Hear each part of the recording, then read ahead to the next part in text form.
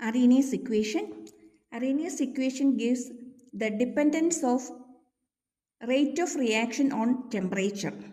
Arrhenius equation is rate constant K is equal to A e raised to minus EA by RT, where K is the rate constant, A Arrhenius factor, E activation energy, R universal gas constant, and T temperature.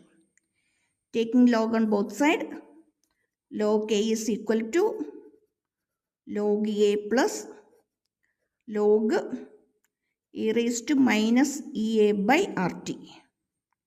That is K equal to log A minus EA by RT into log E. As we know, log E is 1. That is log A minus EA by RT. K equal minus EA by RT plus log A. It is of the form y equal to mx plus c. Okay. So a graph connecting 1 by t and log k.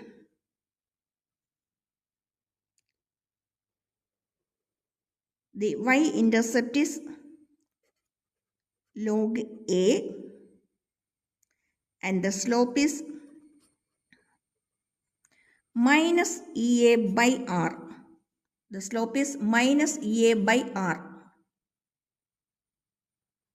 Or the activation energy EA is equal to